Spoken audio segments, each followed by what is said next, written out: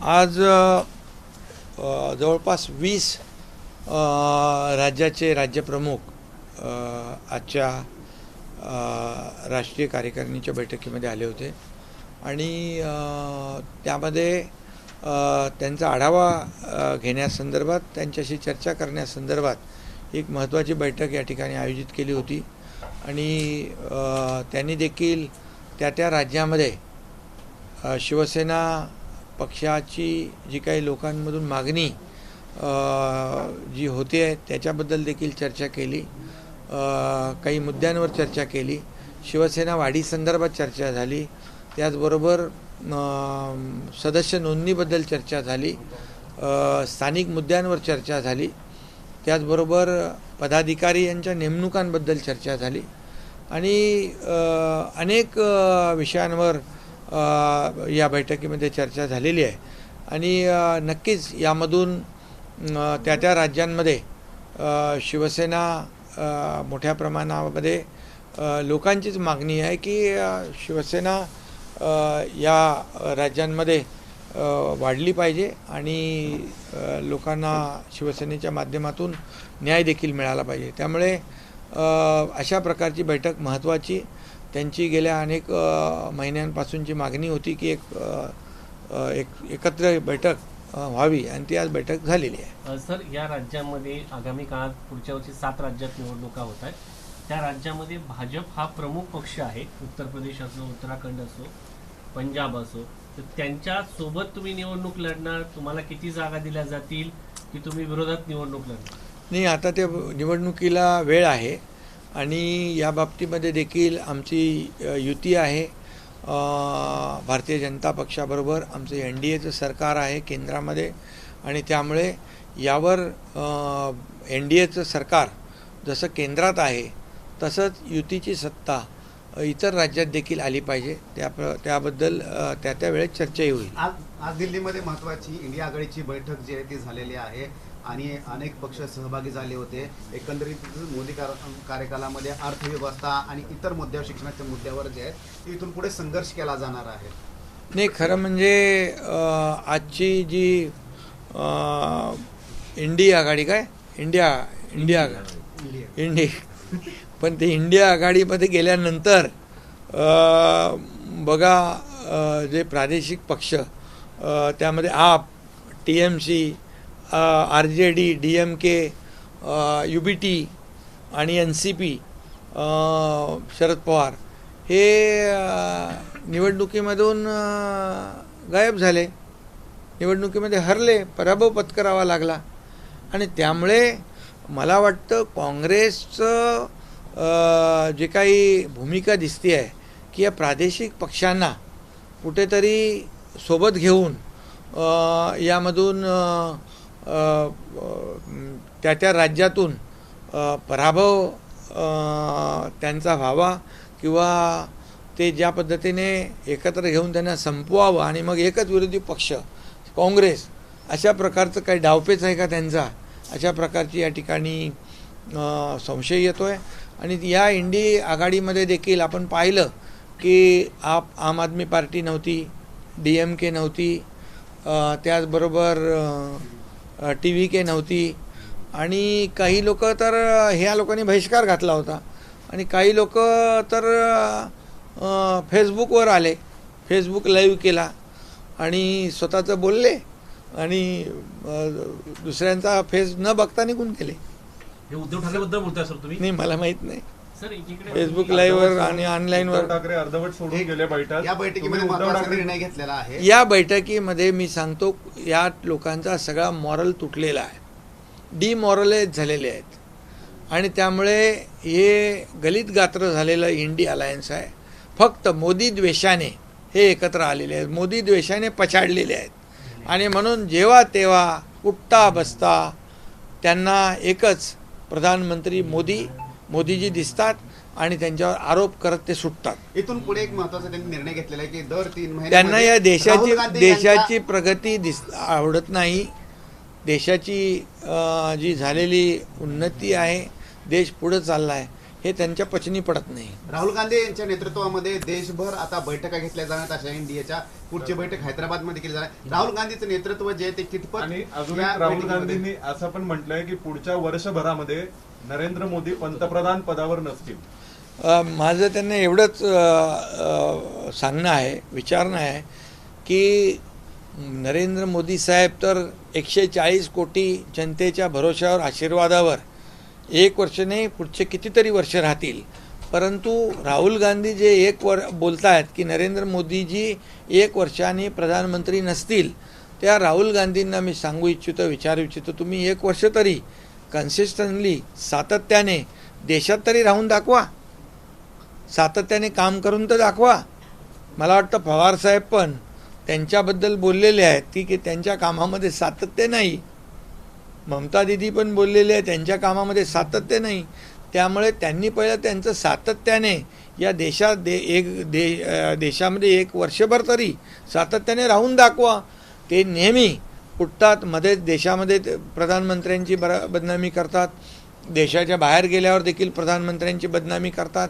हे कसली देशभक्ती आहे? हा खरं म्हणजे देशाच्या विरोधातला देशद्रोह आहे. शिंदे साहेब, प्रश्न असा आहे की उद्धव ठाकरे आजच्या बैठकीला दिल्लीमध्ये आले नाही. चर्चा होती की मागच्या वेळी जेव्हा ममता बॅनर्जी नाराज झाल्या होत्या त्या उद्धव ठाकरेंनी त्यांची समजूत काढली होती अशी चर्चा होती. जे उद्धव ठाकरे समजूत काढतात, पुढाकार घेतात, मग ते उद्धव ठाकरे आजच्या बैठकीला न आल्यामुळे वेगळी चर्चा सुरू झालेली आहे. उद्धव ठाकरे हे दूर जायच्या विचारात आहेत का अशाही चर्चा मधल्या काळात देवेंद्र फडणवीस यांची रात्री भेट घेतली, रात्री SMS केले मिलिंद नार्वेकरांनी देवेंद्र फडणवीसांना. नाही, आता मी आपल्याला एकच सांगतो, हे निरुत्साह म्हणजे एक गलित गात्र झालेले लोक आहेत आणि अतिशय पराभवाने झालेले जे पराभव आहेत. मगाशी मी सांगितलं की इंडिया अलायन्समध्ये आल्यानंतर पराभव होतो, हे अशा प्रकारचं त्यांना विश्वास निर्माण झालेला आहे आणि म्हणून या बैठकीपासून काही लोक दूर झालेले आहेत. ममता बॅनर्जीचे खासदार कुठले, त्यांना ती भीती आहे की भविष्यात जर आपण अशा पद्धतीने बैठकीला आलो तर आपले खासदार देखील भविष्यात फुटू शकतात, म्हणून ते दुरून टाटा बाय बाय करतायत. काय म्हणतो आपण ते दुसऱ्याला काय सांगणे,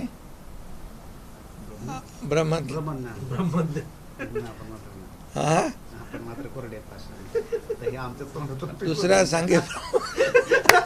दुसऱ्या सांगे ब्रह्मज्ञान, आपण कोरडे पाषाण. अशा प्रकारचं दुसऱ्याला शिकवण्यापेक्षा स्वतः आत्मपरीक्षण केलं पाहिजे, आत्मचिंतन केलं पाहिजे. पक्षांना संपवतोय, तुम्ही असं म्हटले की काँग्रेस हे छोट्या पक्षांना संपवतोय. तुमच्या नेतृत्वामध्ये महाराष्ट्रात निवडणुका झाल्या, तुमचे आत्ताच विधान परिषदेला तुम्ही 5 जागांची मागणी केली, संभाजीनगरची जागा तुमची होती. अशी तुमच्या पक्षामध्ये इंडिया आघाडीमध्ये जशा पद्धतीने म्हटलं जाते तसं एनडीए मध्ये पण म्हटलं जातं की भाजप छोट्या प्रादेशिक पक्षांना संपवतोय. बघा, आमची जी युती आहे, महायुती आहे, आमचं गठबंधन विचारधारेवर झालेलं आहे. बाळासाहेबांचे विचार घेऊन आम्ही पुढे चाललो आहे. भारतीय जनता पक्ष आणि शिवसेना एक वैचारिक भूमिका घेऊन आम्ही पुढे चाललो आहे. त्यामुळे बाकी इंडिया अलायन्समध्ये जे स्वार्थासाठी एकत्र आलेले आहेत तसे आम्ही स्वार्थासाठी एकत्र आलेलो नाही. मला काय मिळालं, त्याला काय मिळालं, हे पाहण्याचं काम इंडिया अलायन्स करतात आणि म्हणूनच आता एक एक पक्ष त्यांच्यातला बाहेर पडत चाललेला आहे. मुंबईमध्ये सर बच्चू कडू असं म्हणाले की आज एक महत्वपूर्ण बैठक थी जिसमें सर, अब्सेंट था और कुछ लोग डिजिटली ज्वाइन किए थे. तो आज लेकिन आप यहाँ पे दिल्ली में हैं, जो आपकी महत्वपूर्ण बैठक थी उसके बारे में भी बताइए. और इंडिया मैं आज हमारी 20 राज्य प्रमुखों के साथ बैठक थी और शिवसेना पूरे देश में सभी राज्यों में शिवसेना आगे बढ़ रही है और वहाँ के हमारे राज्य प्रमुख, उनके साथ मेरी चर्चा हुई है संगठन बढ़ाने के बारे में, शिवसेना आगे बढ़ाने के बारे में. उनकी मांग थी कि मैं एक बैठक दिल्ली में लूँ, वैसी बैठक आज हुई है और निश्चित रूप से ये बहुत ही अच्छी बैठक हुई है और इससे शिवसेना आगे बढ़ेगी. लोगों के जो प्रश्न है उसको न्याय देने का काम जरूर करेगी. और आपने कहा कि कौन सी इंडिया अलायंस की बैठक हुई है, महाविकास आघाड़ी तो उधर कहते हैं, इधर इंडिया अलायंस कहते हैं. इंडिया अलायंस की बैठक जो है ये मैं एक ही कहूँगा कि ये इसमें कोई तालमेल नहीं है।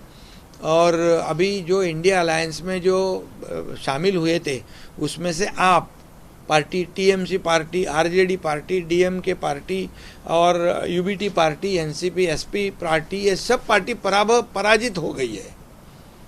अभी इतने वो फेल्योर हो गए हैं, इसलिए वो इंडिया अलायंस की से भी कन्नी काटने की कोशिश कर रहे हैं।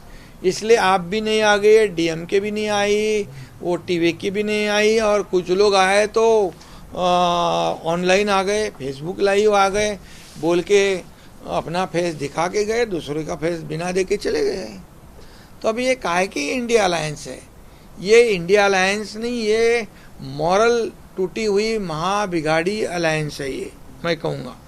और इनको सिर्फ इतना घमंड है, घमंडिया अगाड़ी कहूँ क्या मैं, इतनी घमंड है कि मोदी जी के बारे में अनाप शनाप बातें करते रहते हैं।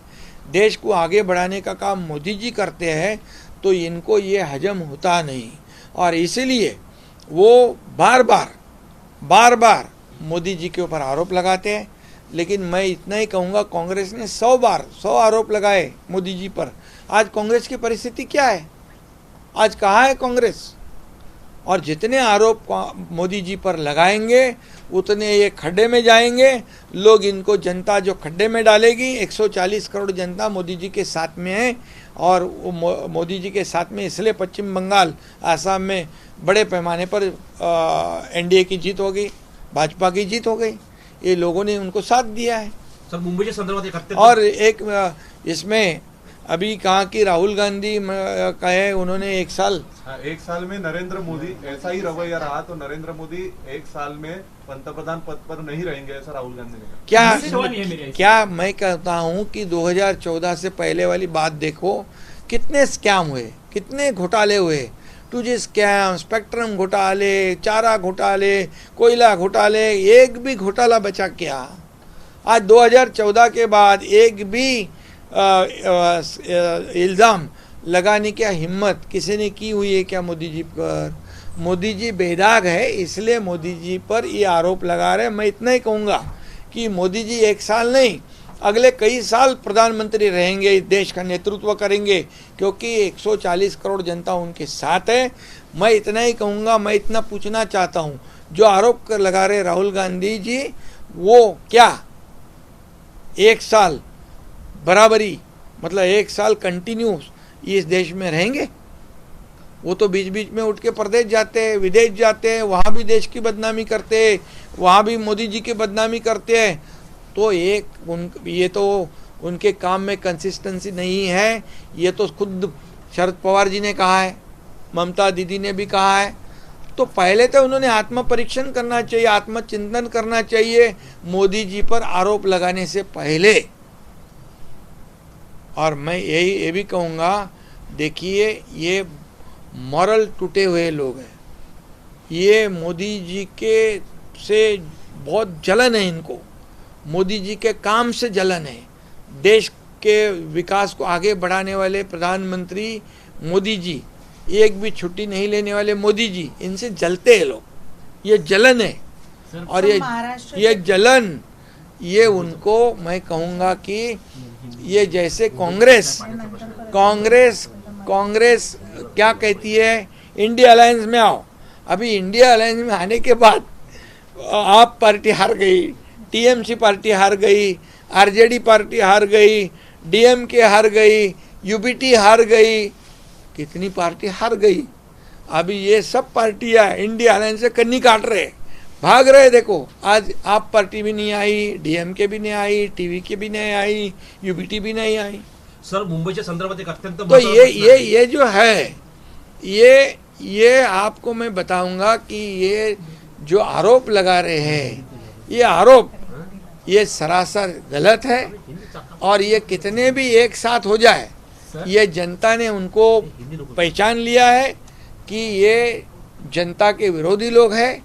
ये देश को हमारे सेना सीमा पर लड़ने वाले जवानों पर सवालिया खड़ा करने वाले, प्रधानमंत्री पर सवालिया खड़ा करने वाले, ये देशभक्त नहीं है। ये राष्ट्रभक्त नहीं है, ये देशद्रोह वाली बात करते हैं. मुंबईच्या पाण्याच्या संदर्भात एक अत्यंत महत्वाचा प्रश्न आहे. मुंबईच्या पाण्याच्या संदर्भात हिंदी झालं. केंद्रीय भूजल प्राधिकरणाच्या नियमामध्ये कठोर अंमलबजावणी करण्याच्या निषेधार्थ संपाची हाक दिलेली आहे मुंबई वॉटर टँकर असोसिएशननी. अनेकांना पाणी मिळणार नाही, अत्यंत मोठा प्रश्न आहे. त्यांच्याशी चर्चा केली जाईल, मुंबईकरांना पाणी मिळेल आणि त्यांची कुठली गैरसोय होणार नाही. हे काम जबाबदारी सरकारची आहे, आम्ही ती पार पाडू. शेतकऱ्यांच्या कर्जमाफी देवाभाऊंचं प्रमोशन व्हावं, देवाभाऊंचं प्रमोशन व्हावं आणि एकनाथ शिंदे मुख्यमंत्री व्हावेत असं कोण म्हणतंय असं? बच्चू कडू म्हणाले की देवाभाऊंचं प्रमोशन व्हावं आणि एकनाथ शिंदे मुख्यमंत्री व्हावे. हे बघा, आता बच्चू कडू काय म्हणाले याची मी माहिती घेतो आणि मग त्याच्यावर बोलतो. शेतकऱ्यांची कर्जमाफी केव्हापर्यंत होणार? कारण की शेतकऱ्यांची कर्जमाफीचा निर्णय झालाय आणि त्याची प्रक्रिया सुरू झालेली आहे. त्यांच्या खात्यामध्ये आता पैसे पडू लागले. त्यांच्या खात्यामध्ये पैसे काय अनाउन्स केली? 30 जूनच्या अगोदर 30 जून पर्यंत लवकरात लवकर पण सांगितलं नाही, 30 जून पर्यंत आम्ही शेतकऱ्यांची कर्जमाफी करण्याचा निर्णय घेतलेला आहे. आणि मुख्यमंत्र्यांनी आता गेल्या बजेटमध्ये अर्थसंकल्पामध्ये तशा प्रकारची घोषणा केली. त्या लागणाऱ्या पैशाची तरतूद केलेली आहे. त्यामुळे शेतकऱ्यांना वेळेवर कर्जमाफी होईल. राज ठाकरे आणि उद्धव ठाकरेंची आज भेट झाली. सर काय बोलणार? काय विरोधकांकडून काय बोलू? अरे सर, ही या भेटी तुम्ही काय बघताय? जे फेलियर झालं त्यांचं, एकेकाळी ज्यांना घरातून बाहेर काढलं होतं. आता मग मी तेच सांगतोय, आता ज्यांना काही लोकांनी काय कसे वागले, आता तेच गळ्यात गळे घालतायत. चांगली गोष्ट आहे. विरोधकांकडून असा आरोप केला जातोय कर्जमाफी संदर्भात अटी शर्तीच्या माध्यमातून सरकार शेतकऱ्यांची फसवणूक करते. हे कोण विरोधक बोलतायत ना? विरोधकांनी जेव्हा महाविकास आघाडी सरकार जेव्हा कर्जमाफी केली त्यावेळेस 50,000 रुपये नियमित कर्ज फेड करणाऱ्यांचे 50,000 रुपये देण्याचा निर्णय झाला. ते त्यांनी दिले नाहीत. ते आम्ही सरकार, मी मुख्यमंत्री झाल्यानंतर दिलेत. त्यामुळे त्यांना बोलण्याचा अधिकार नाही. शेतकऱ्यांची बिलकुल फसवणूक करणारं आमचं सरकार नाही. आमचं सरकार शेतकऱ्यांना वाऱ्यावर सोडणारं नाही. आमचं सरकार शेतकऱ्यांचं आहे. आणि आमच्या तिजोरीवर, महाराष्ट्राच्या तिजोरीवर पूर्णपणे शेतकऱ्यांचा पहिला हक्क आहे. पहिला हक्क आहे. सर, रायगडच्या पालकमंत्री कोण असेल सर? यावर्षी आणि शेतकरी मागच्या कर्जमाफीतले अनेक शेतकरी अजून वंचित आहेत. प्रत्येक अर्थसंकल्पामध्ये घोषणा झाल्या, त्याचा GR निघाला नाही आणि ह्या कर्जमाफीत त्यांना संधी दिली नाही. बिलकुल ज्यांची कर्जमाफी पासून वंचित आहेत त्यांच्या बाबतीमध्ये सरकार सकारात्मक निर्णय घेईल. सर, तुम्ही आता बोलताना सांगितलं की या सरकारच्या काळामध्ये कुठलाही घोटाळा झाला नाही. राजेश एक्सपोर्ट म्हणून आहे, एक सोन्याची मोठी कंपनी आहे, त्याच्यामध्ये 15 लाख कोटीचा घोटाळा समोर आला. कुठे आहे ते? आपल्या भारतातलीच आहे. आणि त्याला महाराष्ट्राची? सेबी आणि ईडीने. कुठे? महाराष्ट्रामध्ये? हो, महाराष्ट्रातली. सेबी आणि ईडीने त्याच्यावरती टाच आणली. त्याच्यामध्ये LICचा मोठ्या प्रमाणात पैसा आहे आणि LICचा मोठ्या प्रमाणात पैसा आहे आणि 15 लाख कोटीची कंपनी. असा कुठलाही भ्रष्टाचार घोटाळा सरकार खपवून घेणार नाही. रायगडचा पालकमंत्री कोण असेल? ध्वजारोहण कोण करेल सर यावर्षी 15 ऑगस्ट? रायगडच्या पालकमंत्री बाबतीमध्ये मुख्यमंत्री निर्णय घेतील आणि खासदार सुनील तटकरेजींच्या बरोबर चर्चा झालेली आहे. ते स्वतः म्हणालेले आहेत मुख्यमंत्री महोदयांशी चर्चा ते करतील आणि त्यावर निर्णय होईल. नाशिकचा तिढा पण सुटेल. आज आपले गिरीश महाजन आणि उदय सामंत तिकडे आहेत. माझ्याबरोबर देखील त्यांची फोनवर चर्चा सुरू आहे. सर, एक समय था जब शिवसेना में जो है दरार के अलग शिवसेना आपने बनाई, TMC में भी अब ऐसा ही माहौल दिख रहा है. 20 MPs जो हैं वो खुद होकर अब अलग होकर बीजेपी ज्वाइन करेंगे या NDA ज्वाइन करेंगे पता नहीं है, पर TMC में फूट आएगी. नहीं, अभी पता नहीं. मैं भी आपके माध्यम से देख रहा हूँ. अभी ये तो उनके इंटरनल पार्टी का मामला है और हमने तो जो किया है हमने महाराष्ट्र को बचाने के लिए किया था और महाराष्ट्र के आम जनता के मन में जो सरकार चाहिए था वो लाया था और इसीलिए महाराष्ट्र आगे बढ़ रहा है, महाराष्ट्र नंबर 1 पे जा रहा है। हमने जो निर्णय लिया वो महाराष्ट्र की जनता के हित में लिया है आज की बैठक में उद्धव ठाकरे ऑनलाइन दिखे थे। और बाला साहब ठाकरे जी के विचारधारा को आगे बढ़ाने की। आज की बैठक में उद्धव ठाकरे ये ऑनलाइन दिखे थे, कुछ ही समय के लिए थे, बोलकर चले गए ऐसे बताया जा रहा है। किस तरह से आप चीजों को देखते हैं? क्या अपोजिशन में यूनिटी नहीं है? बिल्कुल। और क्या सीरियसनेस नहीं है? बिल्कुल सीरियसनेस नहीं है, यूनिटी नहीं है। वो जानते हैं कि ये इंडिया अलायंस में जाएंगे, कांग्रेस के साथ जाएंगे तो हम हार जाएंगे, और इसलिए ये डर है उनको। जो गए, आप पार्टी गई, टीएमसी पार्टी गई, ये आरजेडी गई, डीएमके गई, यूबीटी गई, सब हार गए, और इसलिए उनसे कन्नी काट रहे हैं, भाग रहे। चलो, थैंक यू।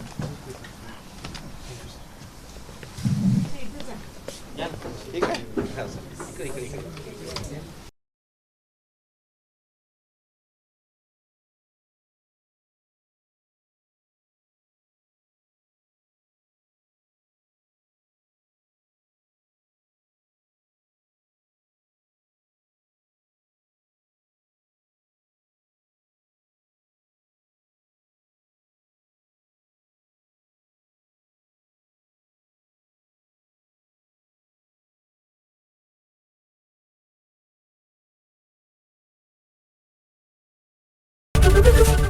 एबीपी माझा, उघडा डोळे बघा नीट.